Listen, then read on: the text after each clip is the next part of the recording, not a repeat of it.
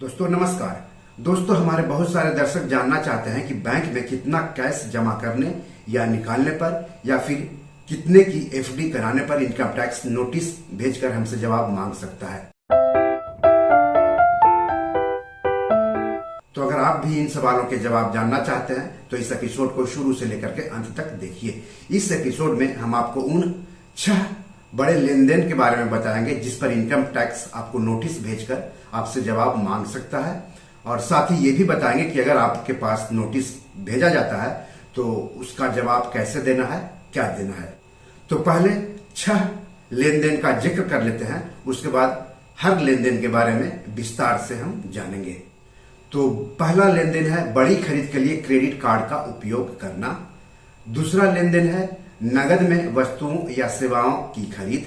तीसरा लेन देन है बैंक लेन देन, इसमें कैश जमा करना, कैश निकालना अपने बैंक से।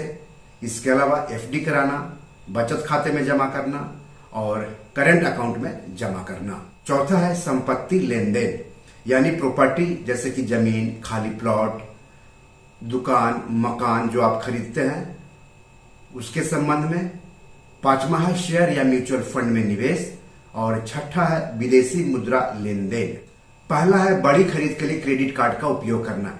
यदि आप एक वित्तीय वर्ष में अपने क्रेडिट कार्ड बिल का 1 लाख रुपए या उससे अधिक नगद भुगतान या दूसरे माध्यमों जैसे कि चेक, बैंक हस्तांतरण के माध्यम से 10 लाख रुपए या उससे अधिक करने का फैसला लेते हैं तो कार्ड जारी करने वाले बैंक को अनिवार्य रूप से इसकी सूचना आयकर विभाग को देनी होगी।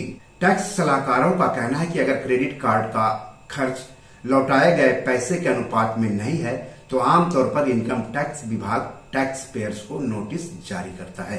जानकार कहते हैं कि कभी कभी किसी व्यक्ति के पास ऐसा क्रेडिट कार्ड हो सकता है जो उस फर्म या दूसरी कंपनी के उपयोग के लिए होता है जहां वे काम करते हैं। इसलिए इस कार्ड के माध्यम से किए गए कंपनी के खर्च को आयकर विभाग को सूचित किया जा सकता है यदि तय सीमा से अधिक किया गया हो तब।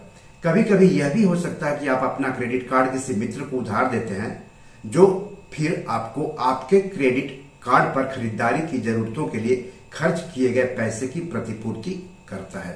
अगर इस तरह के क्रेडिट कार्ड लेन देन के लिए इनकम टैक्स नोटिस प्राप्त करने से बचना चाहते हैं तो दूसरों की ओर से खर्च न करें और फिर प्रतिपूर्ति न लें।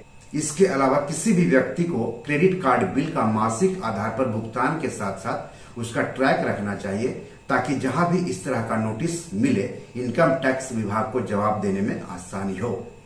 यानी समझे आप, अगर क्रेडिट कार्ड किसी दूसरे का इस्तेमाल करते हैं या फिर अपना क्रेडिट कार्ड किसी दूसरे को इस्तेमाल करने के लिए देते हैं तो आपके लिए मुश्किल पैदा हो सकती है। तो ऐसा कभी मत करें, अपना क्रेडिट कार्ड खुद ही इस्तेमाल करें।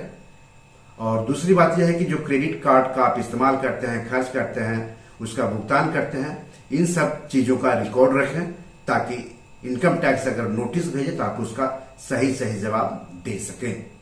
दूसरा है नगद में वस्तुओं या सेवाओं की खरीद। इनकम टैक्स काफी कीमती वस्तुओं और सेवाओं के लिए नगद भुगतान के तौर पर इस्तेमाल किए जाने वाले काले धन प्रवाह को हतोत्साहित करना चाहता है। इसलिए यदि जब कुछ चुनिंदा व्यक्तियों के लिए माल या सेवाओं की बिक्री से नगद प्राप्तियां तय सीमा से ज्यादा हो जाती है तो ऐसे लेन देन का विवरण फॉर्म 61A में दर्ज करना होता है। इसके बाद फॉर्म 61A के डेटा का आपके ITR से मिलान किया जाएगा और यदि आपका खर्च आपकी आय से मेल नहीं खाता है तो आपको एक नोटिस भेजा जा सकता है। फॉर्म 61A चुनिंदा व्यक्तियों द्वारा कुछ वित्तीय लेन देन की रिपोर्ट करने के लिए निर्धारित एक बयान होता है। जब लोग अधिक कीमत वाले वस्तुएं खरीदते हैं और लेन देन मूल्य तय सीमा से अधिक हो जाता है तो ऑनलाइन या ऑफलाइन स्टोर को फॉर्म 61A में ऐसे लेन देन की रिपोर्ट करनी होती है। तीसरा बैंक लेन देन। हर एक बैंक को चालू खातों के लिए एक वित्तीय वर्ष में 50 लाख रुपए या उससे अधिक की नगद जमा और नगद निकासी लेन देन और बचत खातों के लिए 10 लाख रुपए की सूचना देनी होती है। बैंक को एक वित्तीय वर्ष में 10 लाख रुपए या उससे अधिक की सावधि जमा यानी एफडी की भी सूचना देनी होती है। यानी अगर आपने अपने बचत खाते में एक वित्त वर्ष में 10 लाख या उससे अधिक जमा किया है तो हो सकता है इनकम टैक्स का नोटिस आपके पास आ जाए, या फिर 10 लाख या उससे अधिक की एफडी की हो तब इनकम टैक्स का नोटिस आ सकता है। दूसरी ओर करेंट अकाउंट जिसे चालू खाता कहते हैं, उसमें अगर एक वित्त वर्ष में 50 लाख रुपए या उससे अधिक जमा करते हैं या फिर निकालते हैं कैश में, तो हो सकता है इनकम टैक्स नोटिस आपको दे सकता है और जवाब मांग सकता है। चौथा है संपत्ति लेन देन, यानी जो आप जमीन, खाली प्लॉट, दुकान, मकान खरीदते बेचते हैं उसके बारे में नोटिस आपके पास आ सकता है। मौजूदा कानून के मुताबिक जब तक किसी अचल संपत्ति का विलेख पंजीकृत नहीं होता है तब तक ऐसी संपत्ति का कोई भी खरीदार कानूनी रूप से उस संपत्ति का मालिक नहीं बन सकता है। यानी किसी भी संपत्ति का मालिक बनने के लिए आपको उसे रजिस्टर करवाना जरूरी है। इस तरह के लेन देन की सीमा 30 लाख रुपए है और जहां यह उस सीमा से अधिक है तो रजिस्ट्रार संपत्ति के खरीदार और विक्रेता का विवरण आयकर विभाग को रिपोर्ट करेगा। यानी 30 लाख रुपए तक आप अगर किसी संपत्ति को खरीद बिक्री करते हैं तो इनकम टैक्स का नोटिस आने का संभावना नहीं है, लेकिन अगर 30 लाख से ज्यादा की खरीद बिक्री करते हैं प्रॉपर्टी की तो हो सकता है आपके पास इनकम टैक्स का नोटिस आ जाए और आपको जवाब देना पड़ जाए। इसलिए जब आप आईटीआर फाइल करते हैं तो इस तरह के लेन देन का विवरण आपको शामिल करना चाहिए, क्योंकि इन विवरणों का विभाग द्वारा मिलान और क्रॉस सत्यापन किया जाता है। पांचवा है शेयर या म्यूचुअल फंड में निवेश। हर एक कंपनी को अपने शेयरधारकों के विवरण की रिपोर्ट करनी होती है इनकम टैक्स विभाग के पास, यदि वो अपनी कंपनी के शेयर प्राप्त करने के लिए एक वित्त वर्ष में 10 लाख रुपए या उससे अधिक प्राप्त करते हैं। म्यूचुअल फंड, डिवेंचर और बॉन्ड के लिए भी 10 लाख रुपए की सीमा लागू है।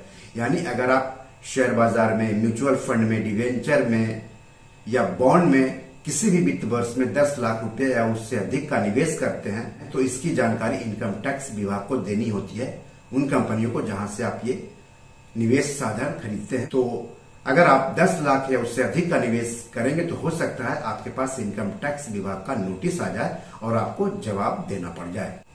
छठा है विदेशी मुद्रा लेन देन। एक वित्त वर्ष में 10 लाख या अधिक मूल्य की विदेशी मुद्रा के रूप में किए गए भुगतान की जानकारी आयकर विभाग को देनी होती है।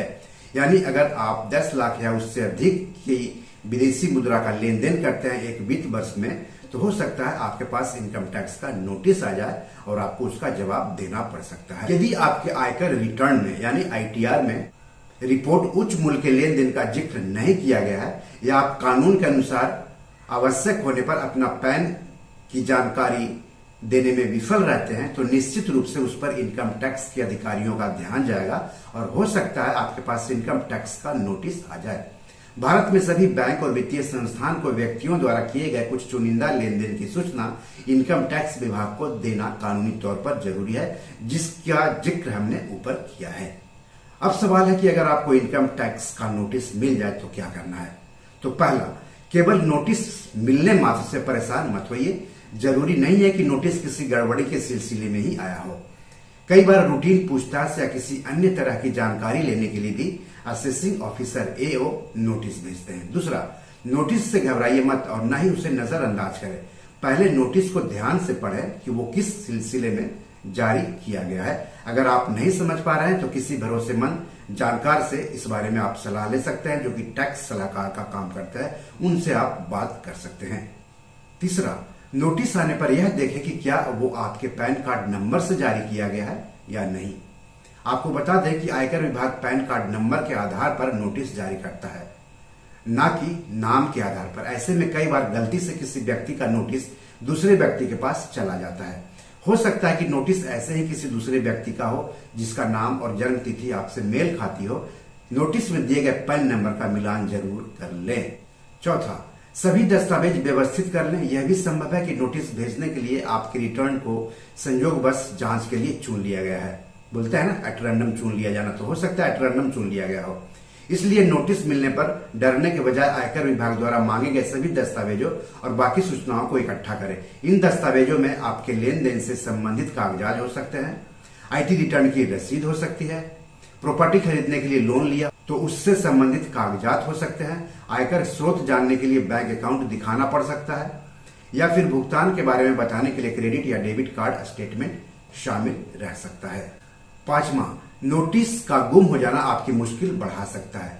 इसकी फोटोकॉपी या स्कैनिंग करवाकर रख लेना चाहिए। नोटिस ईमेल से मिलने पर इसे कंप्यूटर पर डाउनलोड करना बेहतर होगा। और छठा, कई बार गलत आईटी रिटर्न फाइल करने पर टैक्स चोरी के संदेह में भी आयकर विभाग नोटिस भेजता है।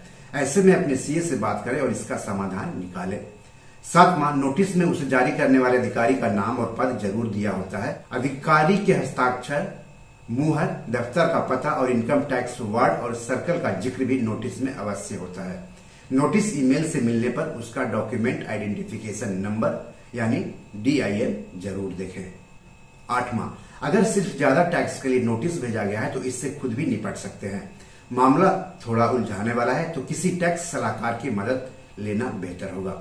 प्रोफेशनल व्यक्ति आपको रिटर्न के मामले में हुई गड़बड़ी के बारे में सटीक ढंग से बता सकेगा और नोटिस का बेहतर जवाब तैयार करने में आपकी मदद करेगा।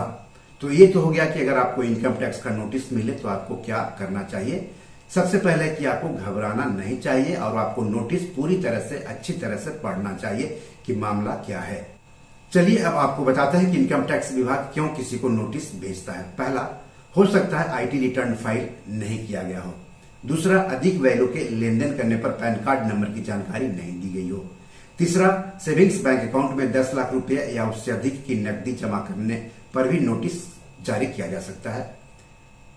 चौथा, साल में 30 लाख रुपए या उससे अधिक की प्रॉपर्टी खरीद बिक्री करने पर नोटिस जारी किया सकता है। चौथा, साल में 30 लाख रुपए या उससे अधिक की प्रॉपर्टी खरीद बिक्री करने पर नोटिस जारी किया जा सकता है। 5वां, आयकर के स्रोत के बारे में सही जानकारी नहीं देने या आयकर विभाग द्वारा आपके द्वारा दी गई आयकर स्रोत के बारे में जानकारी से संतुष्ट नहीं होने पर नोटिस आपको मिल सकता है। 7वां, निवेश या डिपॉजिट के स्रोत के बारे में जानकारी के लिए आपको नोटिस भेजा जा सकता है। तो इस तरह से आपको इनकम टैक्स नोटिस कब भेज सकता है, कितने निवेश पर भेज सकता है और अगर आपको नोटिस भेजा गया हो तो कैसे निपटना है, इन सब बातों के बारे में मैंने जानकारी दी। अगर कोई सवाल हो तो कमेंट बॉक्स में जाकर के जरूर पूछें और कोई सलाह हो तो आप हमें कमेंट बॉक्स में जाकर के जरूर बताएं।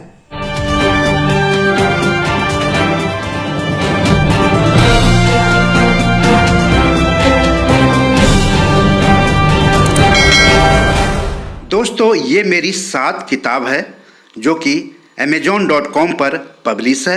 आप इसे डाउनलोड करके पढ़ सकते हैं।